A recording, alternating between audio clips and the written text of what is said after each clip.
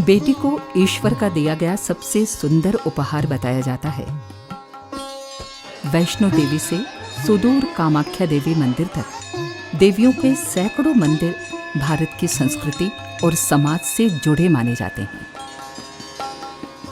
महिलाओं को त्याग, सहनशीलता और शर्मीलेपन का ताज पहनाया गया, लेकिन इसी वजह से हजारों महिलाएं स्वतंत्र भारत में बने कानूनों, उनमें संशोधनों तथा ऐतिहासिक फैसलों के बावजूद अपने अधिकारों का उपयोग नहीं कर पाती हैं। गांवों में ही नहीं, शहरों में रहने वाली सैकड़ों महिलाओं को ये जानकारी नहीं कि उनके साथ होने वाली घटनाएं कानूनी रूप से हिंसा और अपराध हैं।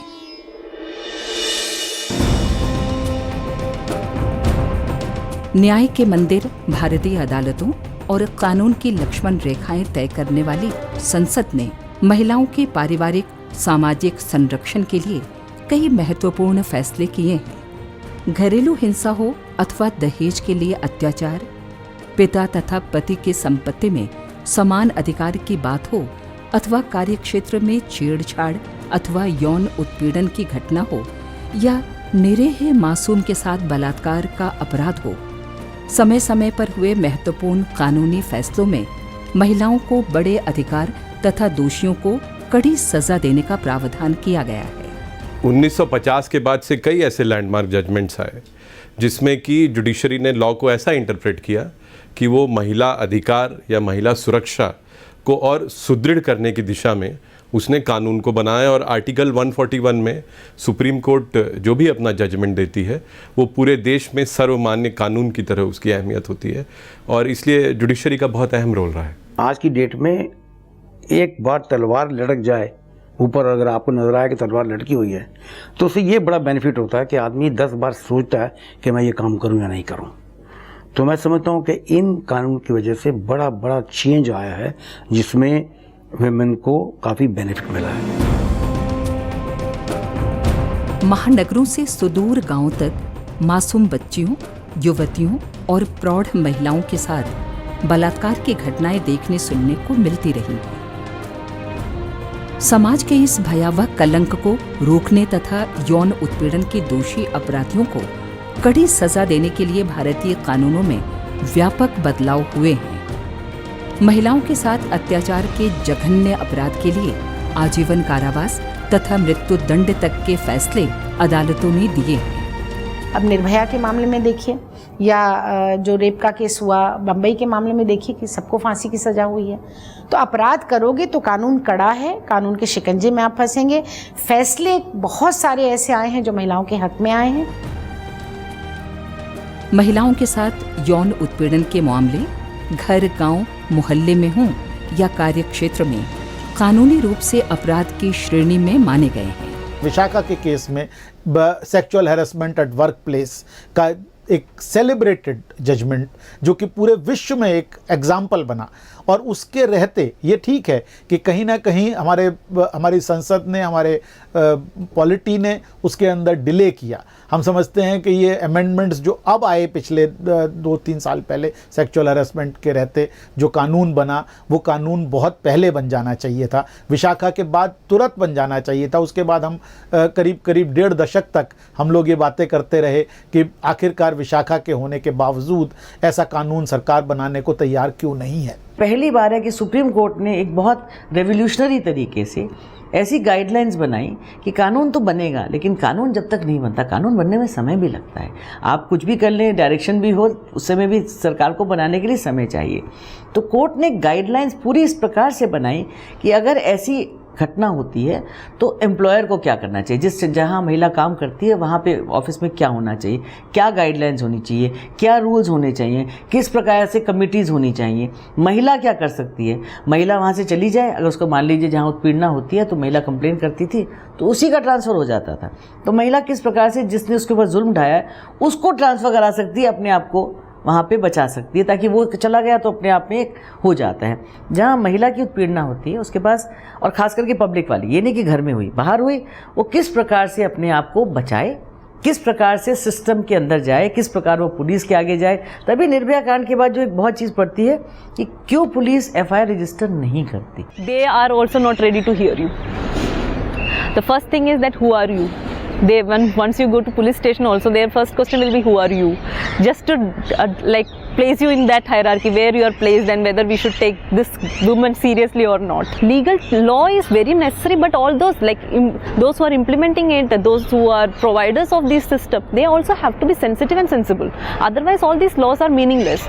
लॉ खाली चेंज करने से कुछ होना नहीं है, बट हाँ डेफिनेटली हम मानते हैं कि new anti rape law bill जो 2013 आया है या फिर sexual harassment work place law आया, उससे डेफिनेटली हमारी एक्सेसिबिलिटी टुवर्ड्स जस्टिस थोड़ी बहुत तो इंश्योर हुई है। Supreme Court has said it many times that when it's an offense, cognizable offense, you have to register it. You look for evidence later. You have to first register. Now, and that never happened. Even the Justice Verma Committee, the maximum number of complaints came of the issue that was raised was that police does not register the complaint. इसीलिए ये विशाखा की जो judgement थी supreme court की तरफ से, वो अपने आप में बहुत महत्वपूर्ण थी। और उसी का उदाहरण लेके हम लोग जब भी कोई प्रोग्रेसिव गाइडलाइन की ज़रूरत होती है तो विशाखा का केस सोते सोते भी जिक्र किया जाता है। मतलब सोते हुए मेरा मतलब बिल्कुल इतना दिमाग में रहता है कि this is the hallmark of Indian judiciary. न्यायपालिका ने कई मामलों में सामाजिक जागरूकता का काम किया है।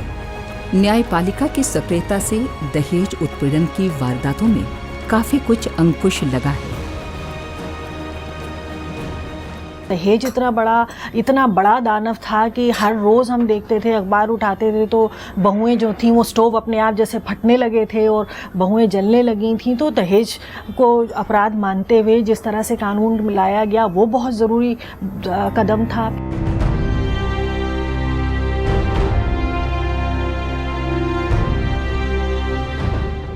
दहेज प्रथा की कुरीतियों को लेकर विभिन्न स्तरों पर समय समय पर सक्रियता दिखी, लेकिन अंकुश तब लगना शुरू हुआ जब अदालतें सक्रिय हुई। देश में 1961 में एक कानून बना, 1983 और 1986 में कुछ संशोधन आए। न्यायपालिका ने महसूस किया कि औरतों पर ससुराल में हिंसा बढ़ती ही जा रही है, जिसका मूल कारण है दहेज। ऐसे में भारतीय दंड संहिता में धारा 498A जोड़ा गया। जब से ये 498A आपने बनाया तब से आपने इसको एक ऑफेंसेस को चेक कर दिया। जो रिलीफ मिलनी चाहिए थी लेडीज़ को, वो रिलीफ मिलनी चालू हो गई। आज आदमी एक बार सोचता है कि मैं अपनी डॉटर लॉ को या किसी की बेटी को तंग करूं या नहीं करूं, और करूंगा तो मेरे साथ ये होने वाला है। इसके अनुसार पति या उसके संबंधी अगर स्त्री के साथ शारीरिक और मानसिक क्रूरता से पेश आते हैं तो उन्हें 3 साल तक की सजा हो सकती है।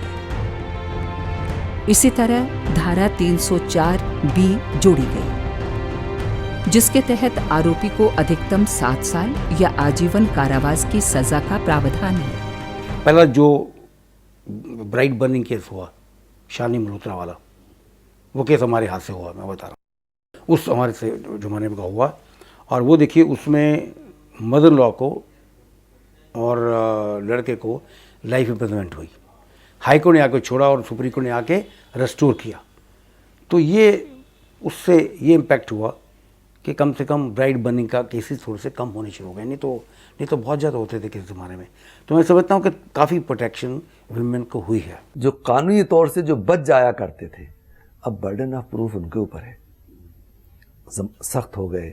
आईपीसी में अमेंडमेंट हुआ, सीआरपीसी में अमेंडमेंट हुआ, इंडियन एविडेंस एक्ट में अमेंडमेंट हुआ। अब अगर 7 साल के अंदर किसी तरीके से किसी महिला की वाइफ की डेथ हो जाती है जो कि नेचुरल नहीं है, अननेचुरल डेथ हो जाती है, तो उसका अल्टीमेटली जो 113A और B में उसको शौहर के ऊपर उसका बर्डन है। तो ये प्रिजम्पशन, जो लीगल प्रिजम्पशन, जो कानून में तब्दीलियाँ आई हैं, इससे बहुत बड़ी तब्दीली है जो समाज ने एक्सेप्ट की है। I would like to cite my own personal experience. I am educated, I am confident enough, I am intelligent, I suppose. But I myself has been a survivor of domestic violence. And what stopped me from taking legal action in the first place, it took 3 years for me to reach a court, was that fear regarding court. I am aware of all the laws and everything, my rights, and I have been engaging in this fear itself, but the blow which came to my life personally, I was not prepared for that, first thing. Second thing, to that fear of approaching the court, fear of advocates. Like even though I am educated, I was having constant fear that I don't know language of court, I don't know how they will treat, and still now, like that patriarchal structures are so strong. When I am saying I am abused, I'm survivor of domestic violence, for them that is physical abuse more. When I am saying these were the emotional things, like I have been constantly harassed for dowry and all. The first opinion will be, ma'am, you were harassed. As far as the implementation of these good laws is concerned, for that the police has to be in place. The judges have to be sensitized. Society needs to be sensitized. That is lagging behind. When a woman goes to the police station, the policeman looks at her with patriarchal eyes. The judges also look at her with patriarchal eyes. दहेज उत्पीड़न और दाम्पत्य कलह के मामलों के साथ जुड़ता है तलाक, और तलाक के बाद महिला को मुआवजे का मुद्दा। अदालती दखल से भरोसा मिला। मध्य प्रदेश के शमीम बानो का ही मामला लीजिए, जिसमें उन्हें सुप्रीम कोर्ट आकर राहत मिली। बिलासपुर हाई कोर्ट में छत्तीसगढ़ हाई कोर्ट में फैसला आया और छत्तीसगढ़ हाई कोर्ट ने 1/3/2012 को उसका वो 482 की पिटीशन भी खारिज कर दी। अब देखिए 94 से और 1/3/12 तक उसको कुछ नहीं, मेंटेनेंस पर कुछ नहीं मिला। फिर सुप्रीम कोर्ट में यहीं आई इत्तेफाक से इन लोगों ने, जो हमारे एडवोकेट ऑन रिकॉर्ड हैं महिपाल राजकिशोर जी, इन्होंने इसको लीगल एड दिया, नहीं उससे कोई पैसा नहीं लिया गया। उसका मुकदमा, उसका फैसला जाकर 16/4/2013 को हुआ और अदालत ने तमाम मजिस्ट्रेट साहब का फैसला, सेशन जज साहब का फैसला, हाई कोर्ट का फैसला, छत्तीसगढ़ हाई कोर्ट का, इन सबको रद्द करते हुए कहा कि नहीं, इसको मेंटेनेंस का अधिकार है, और अब उसको सही तौर से वाज़ह किया। मगर देखिए इस शमीम बानो की हिम्मत, ये इस शख्स किसी के यहाँ काम करती थी, कहीं रोजी रोटी कैसे कमाती थी, क्या करती थी, बगैर पैसे के इतने दिन रही, सुप्रीम कोर्ट तक लड़ा और सुप्रीम कोर्ट से जीत के गई, और अदालत ने ये कहा कि इसको फौरी तौर पे इसको दिया जाए और इसके बाद इंटरिम तरीके से इसको मेंटेनेंस के लिए अप्लाई करती है दिया। अब तो अंतरिम राहत देने का भी प्रावधान बन गया है। महिला को पति की आय का एक हिस्सा दिया जा सकता है। न्यायपालिका की दखल से इस तरह के संशोधन कानूनों में किए गए। पुराने ज़माने में वो कहते थे कि महिला का क्या अधिकार है, 250 रुपये दे दो।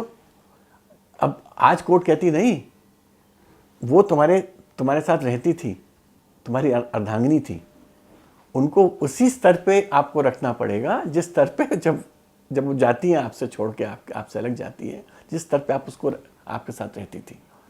तो लगभग 1/3 इनकम हस्बैंड की महिला को जा सकती है मेंटेनेंस के लिए। इसी तरह घरेलू हिंसा का मुद्दा है, जिसको लेकर अदालतें बेहद सक्रिय दिखी हैं। 2005 में घरेलू हिंसा कानून इसलिए बना जिससे एक छोटी बच्ची से लेकर बड़ी उम्र तक की महिला अपने घर में सुरक्षित रहे, उसके अधिकार सुनिश्चित किए गए हैं। महिला को आश्रय का अधिकार मिला है। सहजीवन में रहने वाली महिला को भी घरेलू हिंसा में सुरक्षा मिली है।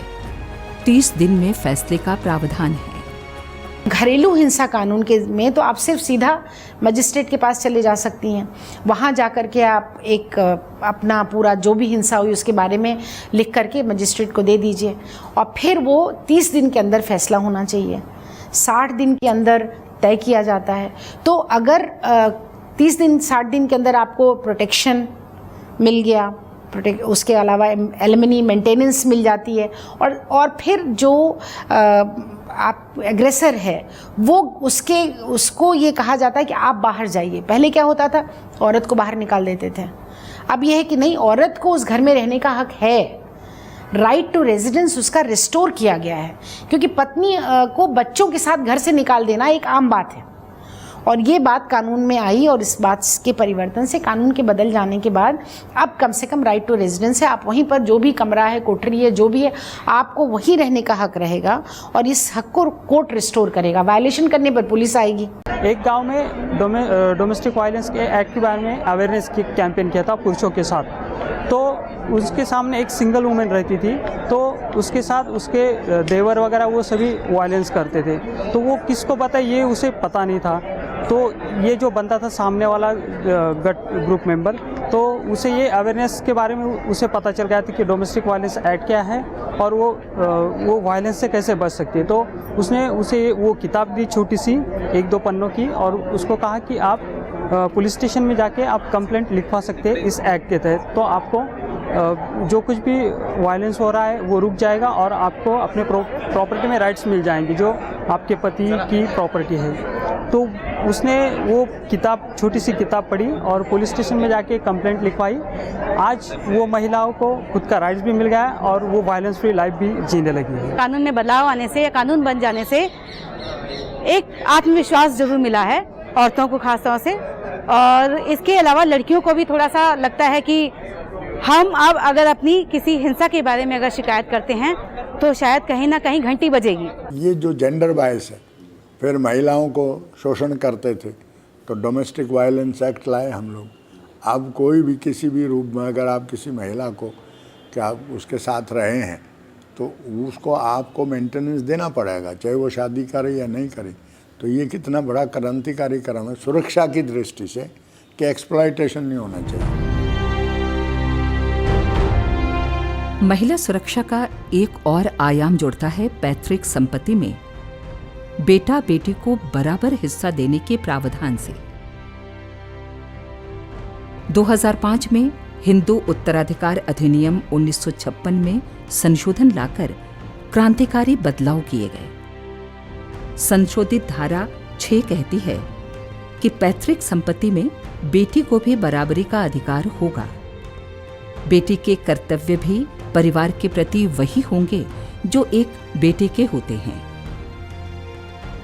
संपत्ति का अधिकार सुनिश्चित किए जाने से सशक्तिकरण की दिशा में बड़ा काम हुआ है, लेकिन इस बारे में आगे भी बहुत कुछ किए जाने की जरूरत है। फादर की प्रॉपर्टी में जो जद्दी जायदाद हुआ करती थी, क्योंकि हमारे यहाँ तो दिल्ली के अंदर चांदी चौक में देखेंगे तो हज़ारों जद्दी जायदाद प्रॉपर्टीज़ में, उसमें लेडीज़ का कोई हक नहीं होता था, क्योंकि हमारे यहाँ कोपासरी प्रॉपर्टी में राइट जो होता है बाई सक्सेशन नहीं होता है, बाई सर्वाइवरशिप होता है। तो ये पहली बार ये अमेंड हुआ 2005 के अंदर, जिसमें उन्होंने कहा कि लेडीज़ को भी उतना ही हक है जितना मेल मेंबर को है। अब हिंदू लॉ इतना अमेंडमेंट कर दिया गया कि उसको बराबर का हक हो गया। इवन मुस्लिम लॉ में जहाँ महिला को आधा हक था और आधा भी नहीं लेती थी, शादी के बाद बड़ा अपने घर में हर जगह, ये समाज में जो आम समाज था वो तो हिंदुस्तानी समाज है, तो जो जहनियत थी वो ये थी कि बस शादी कर दी, जहेज दे दिया, उसको हमने निपटा दिया, अपने घर जाओ। तो अब ये तब्दीली आई। कुछ ऐसे लैंडमार्क जजमेंट्स हुए हैं जिसके फलस्वरूप सरकार को ये सोचना पड़ा कि नहीं, कुछ ना कुछ तो करना पड़ेगा। महिलाओं का उतना ही अधिकार प्रॉपर्टी पर है जितना कि पुरुषों पर है, क्योंकि आजकल तो बराबरी की भागीदारी होती है, कमाती हैं बराबर, और कमाए या ना कमाए वो घर संभाल रही है। मुझे लगता है उतना बड़ा कंट्रीब्यूशन उनका होता है, जो काफ़ी है ये बात समझने के लिए कि घर में उनका भी उतना ही अधिकार है। सुप्रीम कोर्ट ने हर बारी इसी बात में बहुत डायरेक्शंस भी दिए हैं कि इस बारे में सोच होनी चाहिए। ये कानून गलत है जो डिसइनहेरिट करते हैं महिलाओं को, जिससे महिलाओं को पैतृक संपत्ति में नहीं मिलता। तो ये एक तरीका है जहाँ कोर्ट अपने आप से कानून आगे रखती है, कहती है कि कानून बनना चाहिए। दूसरा है जहाँ कोर्ट इंटरप्रेट करती है, यानी कि कानून है उसको किस प्रकार से इस्तेमाल करना चाहिए। तीसरा है जहाँ पे कानून को लिटरली एक अलग निगाह से देखने का है, जो हम जुडिशियल एक्टिविज्म बोलते हैं। मतलब कानून एक नया दर्जा देता है उसी कानून को जो पहले से है। If I'm talking about my rights, I don't think I can actually ask for it. Even though it comes in the law form, if I go tell my father that this is a right and I need it, it's not very much practically possible because they are from another generation. So I cannot blame them completely. That's how they have been brought forward. So it's again a fight within my own family to talk about the law and say this is my right. घरेलू हिंसा कानून के तहत किए गए प्रावधानों के जरिए न्यायपालिका ने खाप पंचायतों के फैसलों से अंतर्जातीय और सहगोत्रीय विवाह करने वाले कई जोड़ों को राहत पहुंचाई। लता सिंह मामले में सुप्रीम कोर्ट ने जब ये कहा कि there is nothing honourable in honour killings, इसका संदेश स्पष्ट था। ऐसी घटनाओं को बर्बरतापूर्ण हत्याएं करार देते हुए सुप्रीम कोर्ट ने अपने फैसले की प्रतियां राज्यों के मुख्य सचिवों, गृह सचिवों, पुलिस प्रमुखों, एसपी, डीएम तक को भिजवाई। जाहिर है ऐसे फैसले से खाप पंचायतों के हिंसा वाले फैसलों पर अंकुश लगने की गारंटी बढ़ी, साथ ही सामाजिक जागरूकता भी बढ़ी है। जो खाप पंचायतें निर्णय देती रही हैं उसके खिलाफ कोई कानून नहीं है। ऐसा है कि कोई स्पेसिफिक कानून नहीं है, यहाँ तक कि लॉ कमीशन ने ये बोला है कि इसके बारे में कोई स्पेसिफिक कानून बनना चाहिए। लेकिन डोमेस्टिक वायलेंस एक्ट के रहते बहुत सारे कोर्ट्स ने ऐसे इंजंक्शन ऑर्डर्स दिए और हाई कोर्ट्स ने रिट के अंदर आर्टिकल 21 के अंदर ऐसे निर्णय दिए जहाँ पर कि एक लड़का और लड़की, जिन्हें हम आम भाषा में लव बर्ड्स बोल देते हैं, उन्होंने किसी हाई कोर्ट को या किसी कोर्ट को अप्रोच किया और ये कहा कि हमें प्रोटेक्शन दिया जाए, हमारे दोनों के पेरेंट्स या हमारे एक के पेरेंट्स हमें साथ में नहीं रहने देना चाहते हैं और हम अपनी मर्ज़ी से, हम वयस्क हैं, हमें अपनी मर्ज़ी से रहने का अधिकार है। तो ऐसे में अदालतें आगे आईं, अदालतों ने उन्हें प्रोटेक्शन दिया, अदालतों ने इंजंक्शन ऑर्डर्स दिए कि इस तरीके की खाप पंचायतें या परिवार ऐसी so called honour killing, honour की बात ना करें।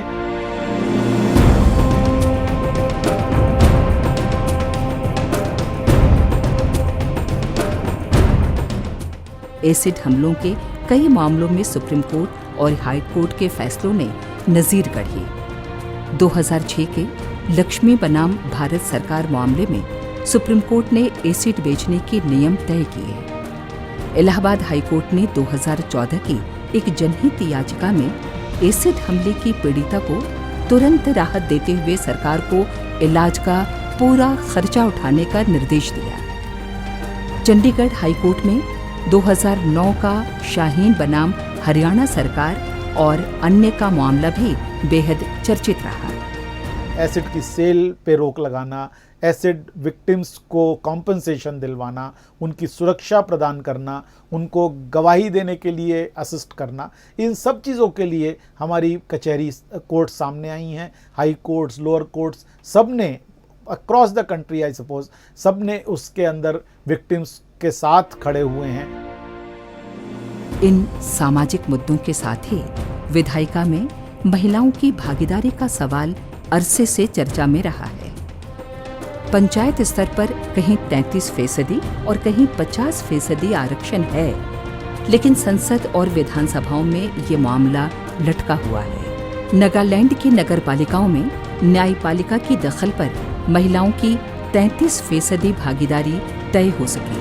पार्ट 99A कॉन्स्टिट्यूशन के अंदर 1992 में इंट्रोड्यूस किए गए, जहां पर के महिलाओं का के लिए 33% आरक्षण म्यूनिसिपल कमेटीज़ के अंदर किया गया।